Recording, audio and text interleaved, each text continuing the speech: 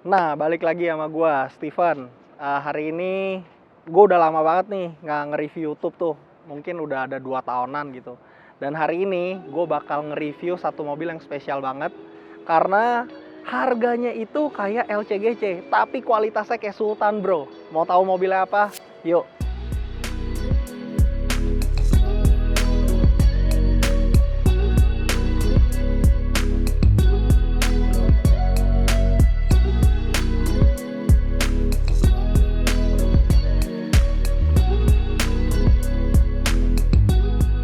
Oke, jadi di sebelah gue udah ada BMW E39 nih, yang hari ini mau gue review. Gue bakal jelasin tampang depannya. Kalau misalkan kita lihat tampang depannya itu timeless ya. Gue sukanya sih ini mobil dari zaman ke zaman masih tetap enak dilihat. Ini lampunya udah gue ganti facelift karena ini mobil 528i tahun 98. Harusnya nggak seperti ini. Terus yang membedakan lagi dengan yang facelift ini fog lampnya. Kalau fog lampnya itu dia udah bulat yang facelift nih. Terus masih tetap khasnya BMW nih, kidney grill. Grillnya 2 chrome. Ini mobil diproduksinya tuh dari tahun 1996 sampai 2003. Jadi kalau misalkan di 96 sampai tahun 2000 awal itu masih yang belum facelift, dan 2000 akhir ke atas itu udah facelift. Oke, kita lanjut ke bagian sampingnya nih. Nah, ini gue jelasin di bagian sampingnya. Ini velgnya pakai ring 15. Menurut gue sih ini masih agak terlalu kecil ya buat mobil sebesar ini. Terus kita lanjut di sini. Lampu sen sampingnya ada di body. Terus ini ada list chrome dari fender sampai pintu belakang. Nah, yang gue demen lagi di mobil ini tuh kalau kalian lihat ininya nih. Dia mengelilingi kaca. Dan bahannya itu bukan chrome, tapi kayak logam, cuman warnanya agak doff. Mewah banget menurut gua ya. Handle pintunya dia masih begini tipenya. Oke, lanjut. Kalau kalian lihat dari samping lagi, shape mobil ini tuh bagus banget bodinya. Kalau kalian lihat dari depan sampai belakang, ini shape-nya bagus. Ini ada garis tegas dari lampu belakang sampai ke fender. Udah paling dari bagian samping gue bisa cuma jelasin itu doang. Kita lanjut ke bagian belakang.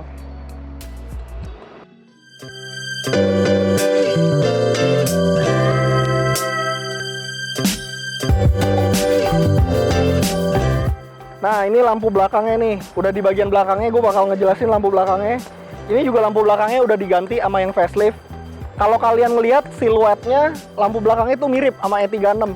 Cuman ini kalau E36 itu mengotak, ini lebih membulat, tapi siluetnya sama. Nah, di belakangnya juga ini udah ada chrome juga nih yang ngelilingin body kayak tadi. Terus gue bakal jelasin kapasitas bagasinya.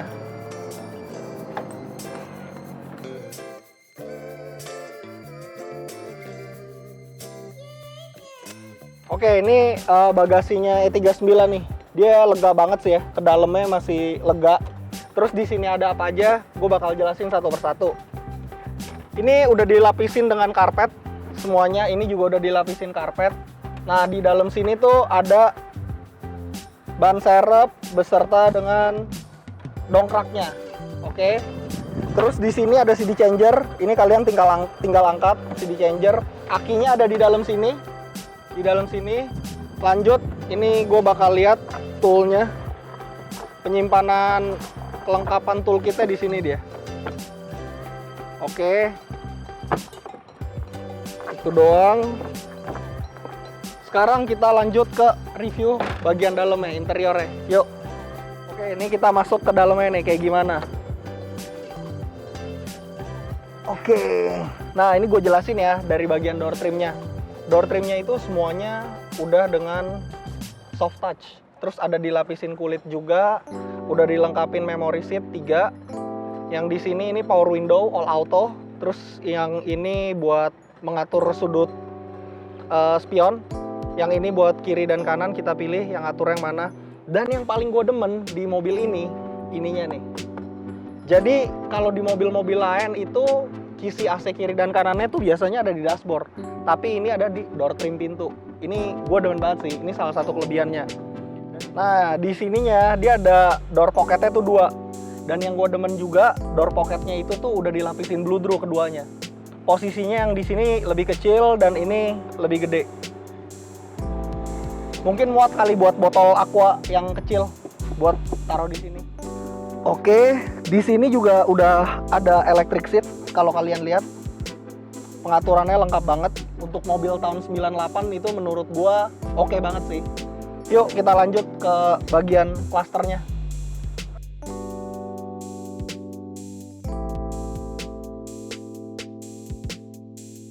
Oke, ini kita udah mulai lanjut ke bagian bawahnya ya. Yang ini buat buka kap mesin, kita tinggal tarik. Terus ini tombol buat ngebuka bagasi. Lanjut ke sini, ini buat nyalain lampu. Geser sekali lampu kecil, geser 2 kali lampu gede. Ini buat dimmer buat di instrumen cluster. Gelap terangnya kita bisa atur dari sini. Oke, lanjut. Ini gue sambil nyalain ya, biar kita bisa lihat. Clusternya di sini masih sederhana banget, khas-khas BMW zaman dulu. Ini ada 4 lingkaran, yang kiri bensin, tengah speed, yang kanan RPM, terus di sini suhu mobil. Oke, jadi menurut gua kelebihan utama dari mobil ini tuh interiornya. Interiornya tuh kelihatan mewah banget di mata gua ya, pendapat gua pribadi. Di sini udah dilengkapin panel kayu semuanya, terus AC-nya udah digital.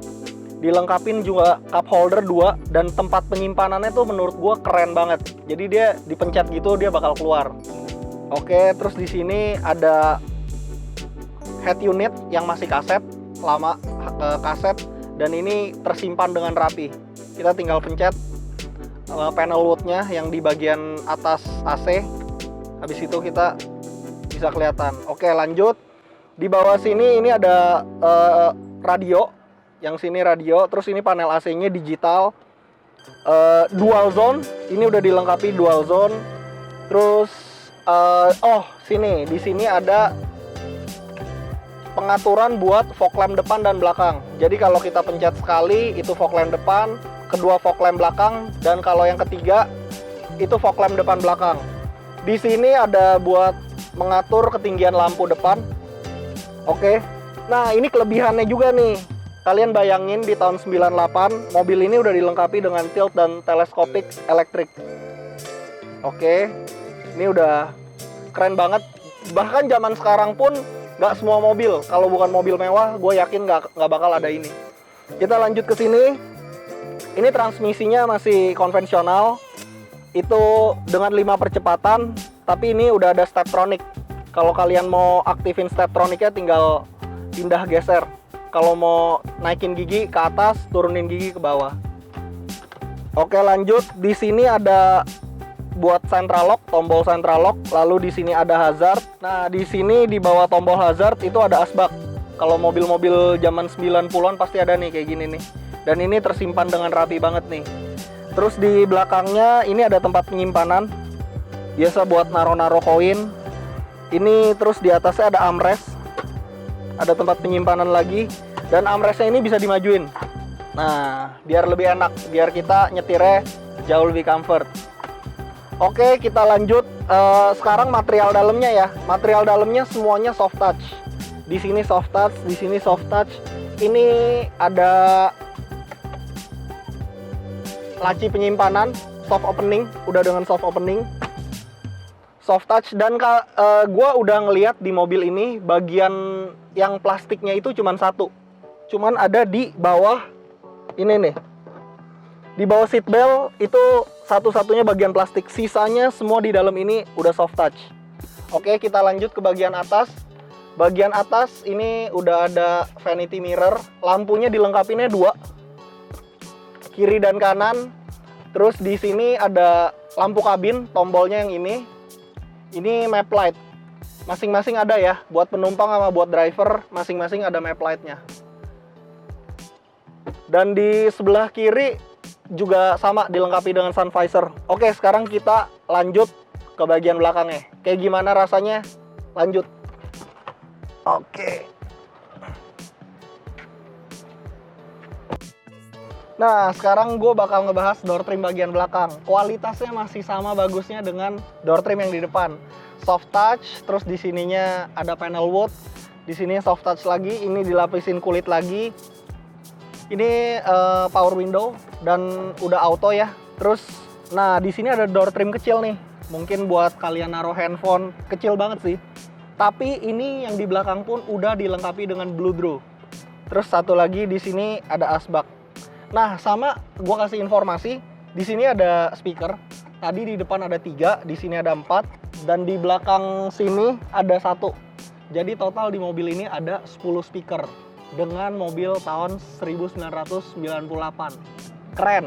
Sekarang kita lihat di dalamnya kayak gimana nih duduknya. Nah, ini gue udah duduk di bagian belakangnya. Tinggi gue 180 dan ini gue duduk masih ada sisa mungkin 5 jari ya. Terus headroomnya nggak banyak sih, tapi nggak sampai kena. Dan yang gue demen posisi duduknya tuh enak banget. Gue demennya ini hampir menopang seluruh bagian kaki ya. Paling tersisa segini doang, bikin kita nggak pegel. Terus kakinya masih bisa masuk ke bawah buat lebih santai. Udah dilengkapi armrest juga, tapi di sini belum ada cup holder karena cup holdernya ada di bagian AC sini. Ini udah ada double blower ya mobil ini buat penumpang belakangnya. Terus yang gue rasain duduk di mobil ini, gue ngerasa jadi gini, yang gue demen mobil ini tuh bolster sininya tuh gede, kiri dan kanannya. Jadi kalau misalkan mobil kalian emang bermanuver gimana, itu kayak tetap stabil gitu. Yang duduk di belakang tuh tetap stabil. Oke, sekarang gue coba jelasin duduk di tengah ya. Duduk di tengah buat orang setinggi gue sih nggak enak karena yang ini mentok. Ini udah posisi duduk gue ya. Terus di sini ada gardan karena ini mobil penggerak roda belakang, ada gardan. Terus kalau kalian perhatiin di joknya ini tuh emang lurus doang. Jadi mobil ini emang cuma buat 4 penumpang. Lurus, nggak ada konturnya. Kalau di kiri dan kanan kan kayak ada lekukannya buat menyesuaikan tubuh kita ya, badan kita gitu. Oke sih, paling dari belakang yang bisa gue jelasin itu. Sekarang kita lanjut ke driving experience bro. Yuk. Oke, ini sekarang gue udah di dalam BMW 39 nih. Kita langsung, gue mau kasih driving experience-nya ini mobil. Jadi ini mobil gue bisa bilang bantingannya sangat enak. Sangat-sangat enak menurut gue. Terus soundproof ini mobil juga luar biasa kedap. Dan ini mobil kan 6 silinder. Ya, kalian kalau penggemar BMW tahu lah ya, BMW 6 silindernya suaranya kayak gimana. Dan ini juga bukan pengecualian. Ini juga suaranya enak. Nanti kalau misalkan ada jalan sedikit lurus, gue bakal coba deh.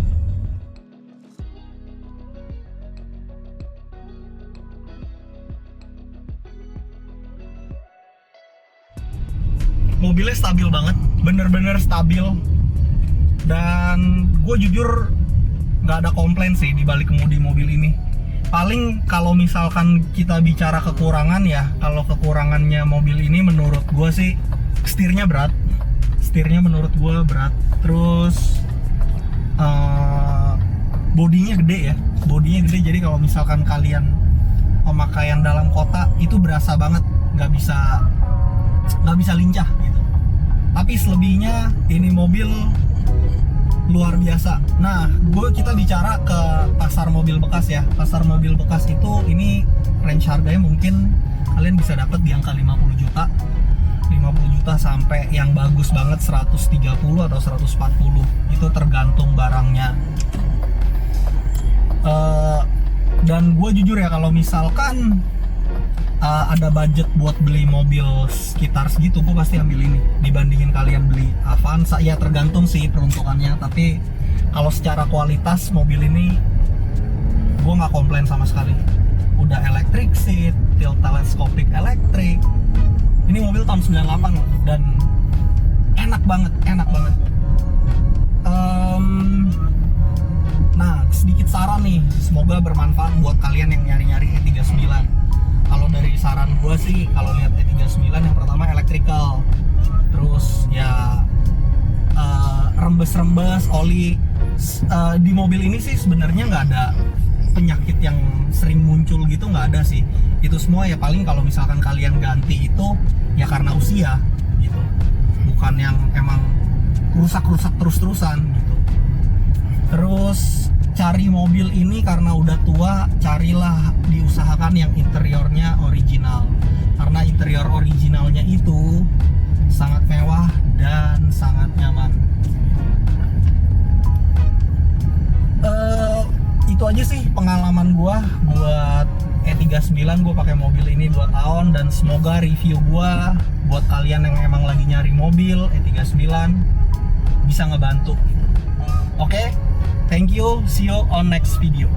Adios.